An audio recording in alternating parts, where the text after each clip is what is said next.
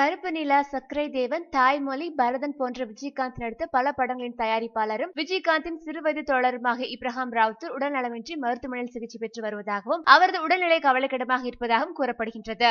இந்நிலையில் இப்ராஹிம் ராவுத்தருடன் விஜயகாந்துக்கு சமீப காலமாக பல்வேறு கருத்து வேறுபாடுகள் இருந்த போதிலும் நேற்று தனது மனைவியுடன் மருத்துவமனைக்கு சென்று விஜயகாந்த் தனது நண்பரை பார்த்துவிட்டு வந்துள்ளதாக செய்திகள் வெளிவந்துள்ளது. இது குறித்து நேற்று விஜயகாந்த் அறிக்கை ஒன்றினை வெளியிட்டுள்ளார். அதில் அவர் கூறியிருப்பதாவது: நண்பா, நீ உடல்நிலை சரியில்லாமல் தனியார் மருத்துவமனையில் அனுமதிக்கப்பட்டுள்ளாய் என்று செய்தி கேட்டு வேதனையுடன் உன்னை உடல் நலம் விசாரிக்க வந்தேன். அங்கு நீ சுய நினைவு கூட இல்லாத நிலையில் கட்டிலில் இருந்ததை கண்டதும் என் மனம் பட்ட துயரத்தை நான் மட்டுமே அறிவேன். உன்னை கண்டவுடன் சிறு வயது முதல் நாம் கொண்ட உண்மையான நட்பும் வாழ்க்கையில் சாதிக்க வேண்டும் என்ற உறுதியோடு மதுரையில் இருந்து சென்னைக்கு வந்து சினிமா உலகில் போராடி நாம் பெற்ற வெற்றி தோல்விகளும் என் கண்முன்னே வந்து சென்றது. காலத்தின் ஓட்டத்தில் எத்தனையோ மன கஷ்டங்களும் சந்தோஷங்களும் வந்து சென்றிருந்தாலும் என்றுமே உன்னை என் மனம் மறந்ததில்லை.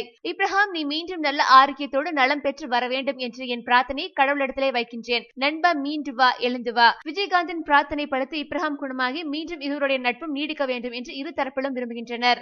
மேலும் சினிமா செய்திகளை உடனுக்குடன் தெரிந்து கொள்ள கீழே உள்ள சப்ஸ்கிரைப் பட்டனை அழுத்தவும்.